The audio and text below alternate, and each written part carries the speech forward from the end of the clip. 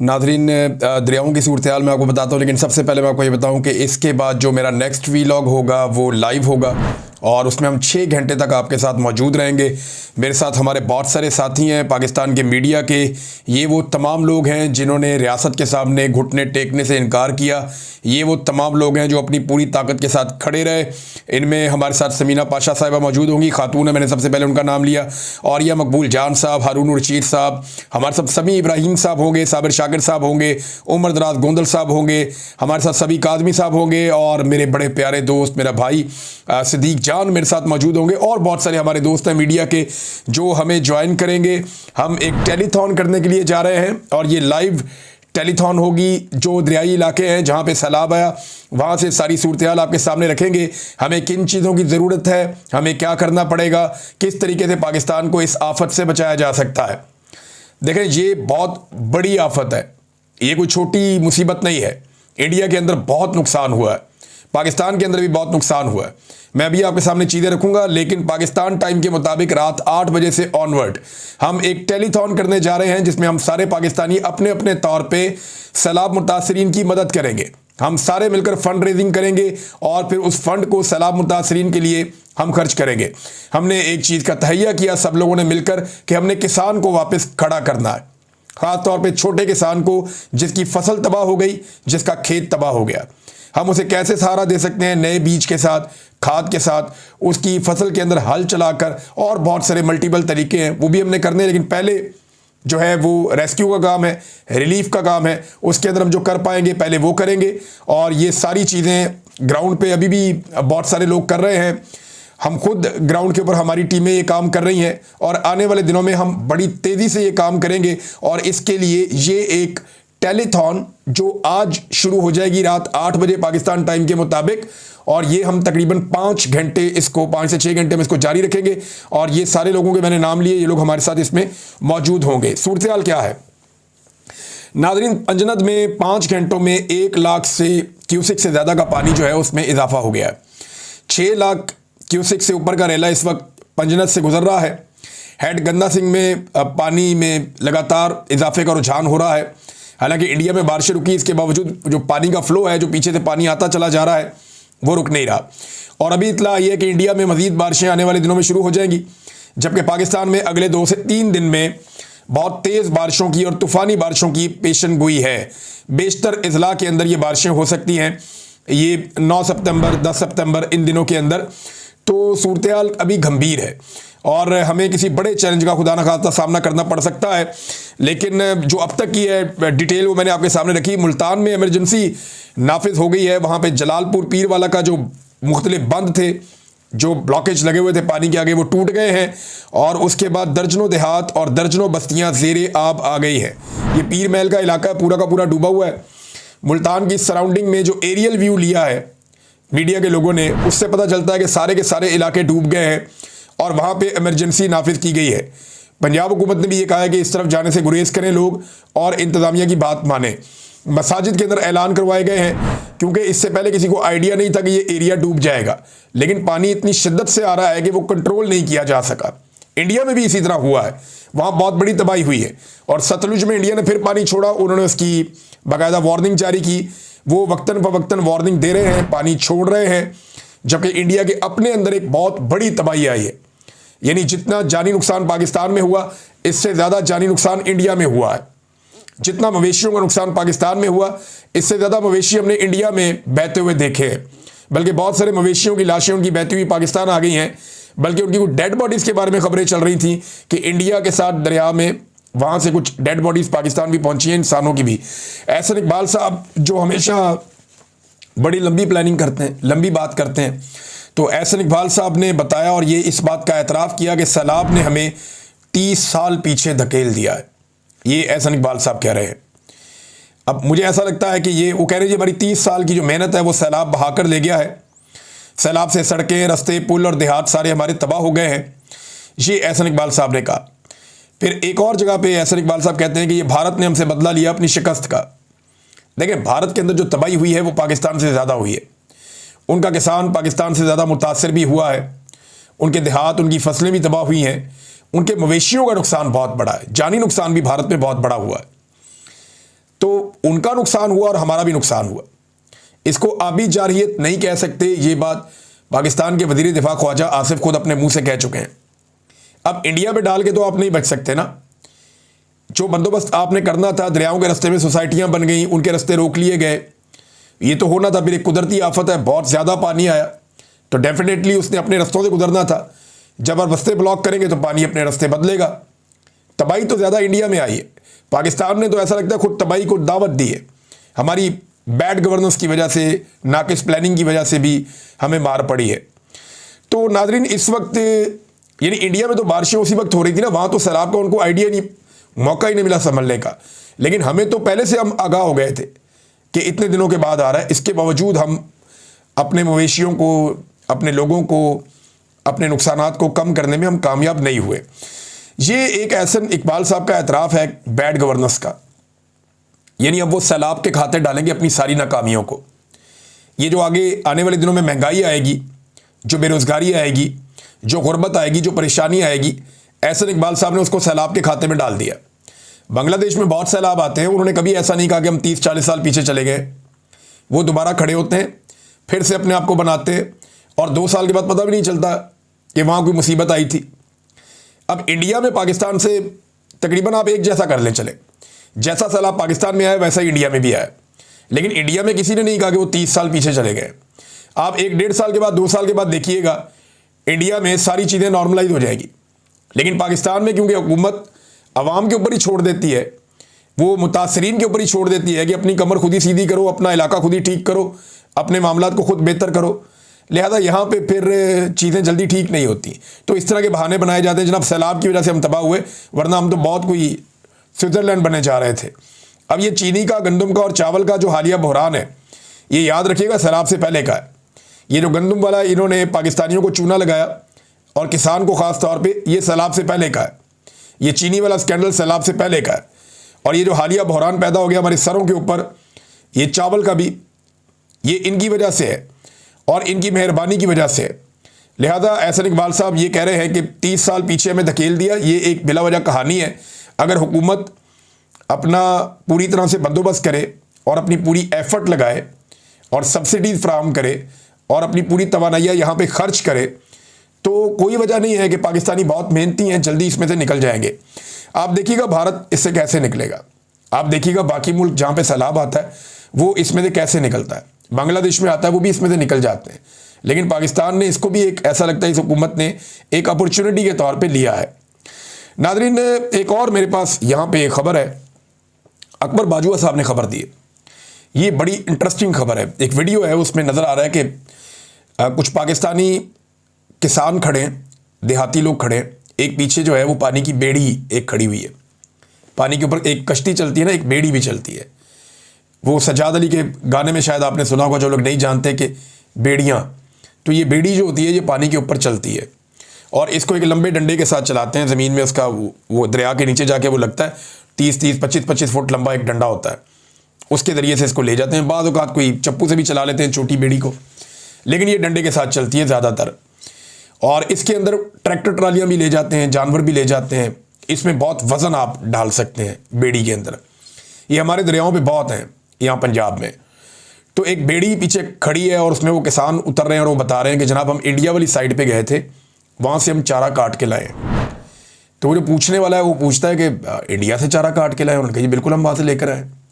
उन्होंने आपको मना नहीं किया? वो कहता है जी उन्होंने मना नहीं किया। उन्होंने कहा देखिए अगर आपके जानवर इससे ज़िंदा बच सकते हैं तो आप काट कर ले जाएँ, हमारे ये कंडों पे किनारों पे जो चारा जितना लगा हुआ है ये आप ले जाएं काट के और जाके अपने जानवरों को आप दें। वो कहता है उन्होंने मना नहीं किया हमें, बल्कि वो बहुत अच्छे हैं, उन्होंने हमें अलाउ कर दिया कि एक मुसीबत आई हुई है, एक परेशानी है, अगर ये पाकिस्तानी है तो क्या हुआ, जानवर इनके मर रहे हैं। उन्होंने कहा जी हमें हुकूमत की तरफ से कोई इमदाद नहीं पहुँची, हमें पाकिस्तान वाली साइड से कोई चीज़ नहीं मिली, हम इंडिया वाली साइड पर जाते हैं चारा काटते हैं। उसने पूछा BSF आपको मना नहीं करती? तो उन्होंने कहा जी वो हमारी मजबूरी समझते हैं। वो कहते हैं अगर आपका इससे गुजारा होता है तो आप काट कर ले जाओ। तो हम जाते हैं और जाकर काट कर ले आते हैं। ये एक बड़ा अच्छा जेस्चर है। और देखें दोनों तरफ बॉर्डर के एक ही तरह के लोग रहते हैं। अच्छी बात यह है कि इंसानियत के नाते एक दूसरे के जानवर बचाना, एक दूसरे की इंसानों की जानें बचाना, ये बहुत ज़रूरी है। और ये कई मरतबा ऐसा हुआ कि दोनों तरफ के लोगों ने एक दूसरे की जान भी बचाई किसी आफत की सूरत में।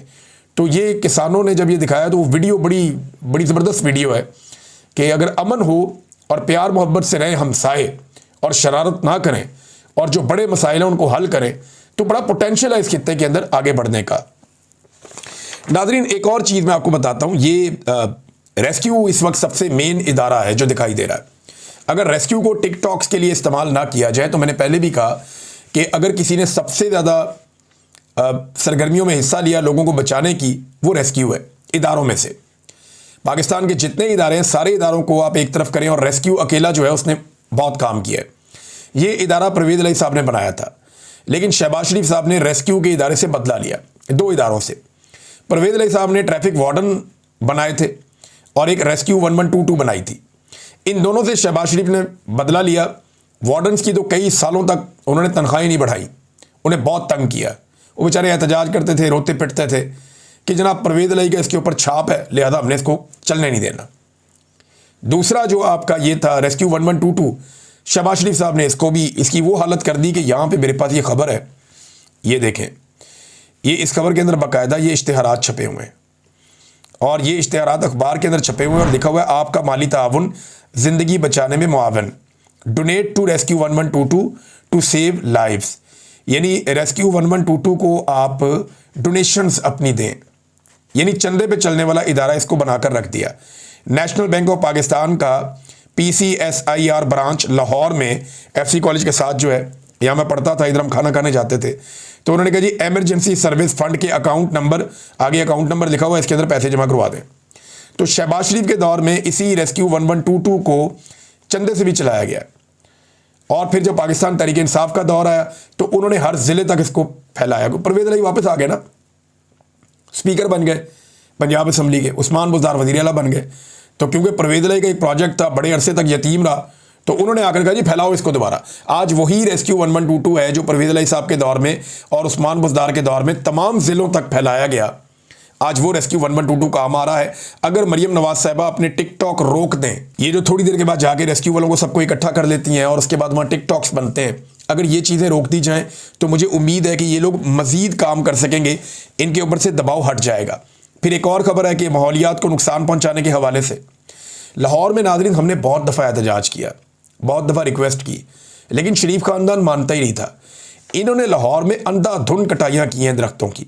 मिसाल के तौर पे ये अगर डॉन की रिपोर्ट आप देखें तो शहबाज शरीफ के वज़ारत आला के दौर में लाहौर में खरबों मालियत के मेगा प्रोजेक्ट्स के लिए हज़ारों दरख्त काट दिए गए और ये वो दरख्त थे जिसकी उम्र 50 साल 70 साल, इतने पुराने और बड़े दरख्त, वो दरख्त जो बड़े घने दरख्त थे, बहुत बड़े दरख्त थे।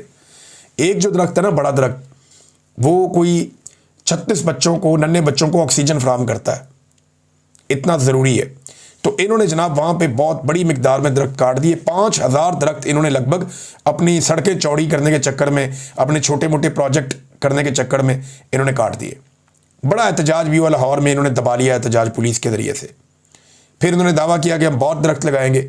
हमने देखा लाहौर में कोई शजरकारी हुई नहीं, कोई दरख्त लगे ही नहीं, इन्होंने कोई काम किया ही नहीं। और अब आप माहौलियाती तब्दीली के असरात देख रहे हैं। लाहौर में जब स्मोक आती है, सर्दियों में आप वहाँ नहीं रह सकते। बरसात में अजीब व गरीब तरीके से बारिशें होती हैं, बेमौसमी, आप गुजारा कर नहीं सकते। गर्मियों के अंदर इतनी शदीद गर्मी हीट वेव आती है कि आप उसका भी गुजारा नहीं कर सकते। तो लाहौर में रहने के लिए मौसम भी चंद महीने ही रह गया है। यानी अभी मैं स्मोक के बारे में पढ़ रहा था कि जो शख्स लाहौर के अंदर पूरा साल गुजार लेता है और जो स्मोक के महीने हैं, जब ये हवा में स्मोक आ जाती है, कार्बन, तो आप जब वहाँ पे रहते हैं कुछ अरसा तो आपकी ज़िंदगी के चंद साल कम हो जाते हैं। ये मैंने बाकायदा रिसर्च पढ़ी है कि लाहौर का जो AQI है, एयर क्वालिटी इंडेक्स, वो सर्दियों में इतना ख़राब हो जाता है कि वहाँ पे रहने वाले आदमी की ज़िंदगी कम हो जाती है। ये नाज़रीन हालात हैं। अब आ जाए नाज़रीन कुछ पॉलिटिकल खबरों की तरफ। इमरान खान साहब ने कुछ फ़ैसले किए हैं और उनमें 3 बड़े फ़ैसले हैं जो ये बताते हैं कि आज इमरान खान साहब कहाँ खड़े। पहला फ़ैसला उनका ये है कि लाहौर में मिलिट्री कोर्ट से जो सज़ा पाने वाले मियाँ अकरम उस्मान साहब, ये मियाँ महमूद रशीद साहब के दामाद भी हैं और बड़े अच्छे आदमी हैं, इन्होंने बड़ी कुर्बानी दी है। ये उन लोगों में से हैं जिन्होंने फस्तायत के ख़िलाफ़ इलेक्शन लड़के जीता भी था। तो अकरम उस्मान साहब को लाहौर का सदर अब बना दिया गया है इससे पहले जो है वो शेख इम्तियाज़ साहब ने बड़ा शानदार काम किया, बड़े मुश्किल हालात में लाहौर के सदर के तौर पे बड़े सबसे टफ हालात में उन्होंने काम किया। अब मियाँ अकरम उस्मान साहब आए, एक बड़ा इम्तिहान है, लेकिन इससे पता चलता है कि इमरान खान साहब अग्रेसिव मोड के अंदर है। मिलिट्री कोर्ट से जिसको सज़ा हुई उसको लाकर बनाया लाहौर का सदर। फिर 8 सितंबर की जो हड़ताल है उसकी उन्होंने मुकम्मल हमायत की। जो बलूचिस्तान में हड़ताल होने जा रही है, जो पूरे खैबर पख्तूनख्वा में इन्होंने एहतजाज की कॉल दी है, तो इसके ऊपर भी एक इमरान खान साहब ने बड़ा सख्त मौक़िफ़ लिया कि हम पूरी हमायत करेंगे, अचकज़ई साहब की और जो अख्तर महंगल साहब है। फिर तीसरा उन्होंने इरफान सलीम साहब को नामज़द किया सेनेट की नशस्त के लिए, जहाँ से शिबली फराज साहब को नाअहल करार दिया गया। तो ये चीज़ें बताती हैं इमरान खान साहब अपने मौक़िफ़ से 1 इंच भी पीछे नहीं हट रहे और एस्टेब्लिशमेंट की जो ख्वाहिश है वो फ़िलहाल पूरी होती हुई दिखाई नहीं दे रही। इस वक्त इमरान खान साहब नाज़रीन जो गिरफ़्तार हैं वो अल कादर ट्रस्ट केस के अंदर गिरफ़्तार हैं। ये मैं ज़रा थोड़ा आपको बताऊं कि वो अंदर क्यों हैं। इमरान खान साहब इस वक्त जो जेल के अंदर बंद हैं, उन्हें अल कादर ट्रस्ट का जो केस था उसमें सज़ा सुनाई गई है, वो उसकी सज़ा काट रहे हैं, उसके बारे में जेल में वो बंद हैं। जो 9 मई वाले मुकदमात हैं उनमें इमरान खान साहब की बेल हो चुकी है और ये जो अभी केस चल रहा है अदालत के अंदर, इसमें भी वो गिरफ़्तार नहीं है। तोशाखाना 2 वाला इमरान खान साहब गिरफ्तार हैं अल कादर केस में। अब अगर अल कादर केस लग जाता है इस्लामाबाद हाई कोर्ट में, जिसे जस्टिस सरफराज डोगर साहब जो चीफ जस्टिस बनाए गए हैं लाहौर से लाकर, वो लगने नहीं दे रहे और बड़े लंबे अरसे से उन्होंने इस केस को लगने से रोका हुआ है। वकील ये कहते हैं जैसे ही हाई कोर्ट में लगेगा, ये चंद घंटों का केस है, हम पहली दूसरी पेशी पे इमरान खान साहब को बाहर ले आएंगे। इमरान खान साहब इस अकेले केस में बाहर हैं, यूनिवर्सिटी बनाने वाले केस में। अगर ये केस लग जाता है, फ़र्ज़ करें 1 दिन में 2 दिन में, जैसे ही ये केस लगेगा इस्लामाबाद हाई कोर्ट में, इसका फ़ैसला आना पड़ेगा। इसका फ़ैसला आते ही अदालत की छुट्टियां ख़त्म हो गई हैं, इमरान खान साहब जेल से रिहा होकर बाहर आ जाएंगे। होना तो ये चाहिए। लेकिन अब जो तोशाखाना 2 वाला मामला है उसकी समातें तेज़ कर दी गई हैं, वहाँ पर ज़रा रफ्तार बढ़ा दी गई है ट्रायल की, ताकि उसमें इमरान खान साहब को सज़ा सुना दी जाए और अल कादर वाली अपील लगा दी जाए। अगर अल कादर वाली अपील लगा दी जाती है और तोशाखाना 2 के अंदर सज़ा सुना दी जाती है, तो फिर इमरान खान साहब को अगर अल कादर में बाहर भी छोड़ देते हैं तो तोशाखाना 2 में वो जेल काटते रहेंगे। फिर उसके अंदर भी 2-3 महीने गुजारने का मौका मिल जाएगा कि वो अपील करेंगे, अपील नहीं लग रही, तो उन 2-3 महीनों के अंदर इमरान खान साहब को अंदर रखने के लिए फिर 9 मई को इस्तेमाल किया जाएगा कि कहीं इमरान खान साहब को फाइनली 9 मई की सज़ा सुना दी जाए। तो अभी तो सिस्टम इमरान खान साहब को अंदर रखने के लिए पूरा जोर लगा रहा है और इमरान खान साहब की जान खतरे में है। इसके बारे में भी लोग बात करते रहते हैं, बार बार बात करते हैं। और जो शरीफ ख़ानदान है, उन्होंने एक्सटेंशन का जो एक फ़ैसला किया है उसके लिए उनकी जानिब से कुछ शराइत हैं, कुछ दूसरी जानिब से भी बातें हैं, और वो बातें मार्केट में आ गई हैं और जो रह गई हैं वो भी आ जाएंगी आने वाले दिनों में। ऐसी चीज़ें कोई छुपी नहीं रहती। आलिया हमजा साहिबा ने एक फ़ैसला किया है मंगल वाले दिन के हवाले से, और उनका फ़ैसला ये है, आलिया हमजा साहिबा ने कहा कि अरकान सूबाई असम्बली जितने भी हैं पंजाब के, और जो वेस्ट पंजाब के तमाम टिकट होल्डर, ये जो मगरबी पंजाब या जिसको आप कहते हैं अडियाला के आसपास वाले जितने इजला हैं, उनके सारे टिकट होल्डर्स, स्टेक होल्डर्स, तंजीमी ओहदेदारान, यूनियन कौंसल लेवल तक के ओहदेदारान और वकला, वो सारे 9 सितंबर बरोज़ मंगल दोपहर 1 बजे अडियाला जेल के बाहर उन्होंने बुलवा लिए हैं आलिया हमजा साहिबा ने। और ये ज़ईम लगारी साहब ने ये खबर ब्रेक की है। उन्होंने बताया जी कि ये आलिया हमजा साहिबा ने किया कि इन सारों को बुलाया जाए और बुलाकर वहाँ पे एहतजाज किया जाए अदालत के बाहर, या जो प्रेशर डेवलप करना है वो किया जाए। अब अगर तोशाखाना वाला केस आज चलता है तो वहाँ क्या सूरत हाल बनती है, इसके बारे में अभी कुछ नहीं कहा जा सकता। लेकिन इमरान खान साहब के वकला का ये मानना है कि इससे पहले कि इमरान खान साहब बाहर आएँ जेल से, कोशिश की जाएगी कि उन्हें तोशाखाना में सज़ा दे दी जाए, ताकि अगर दूसरे केस में बाहर आते हैं अलकादर वाले में, तो तोशाखाना वाले में उन्हें अंदर रखा जा सके, और फिर तोशाखाना वाले केस में अंदर रखते हुए 9 मई वाले केसेस में कोई राह हमवार की जाए और मैक्सिमम टाइम इमरान खान साहब का जेल में गुजारने का बंदोबस्त किया जाए। देखते हैं क्या होता है।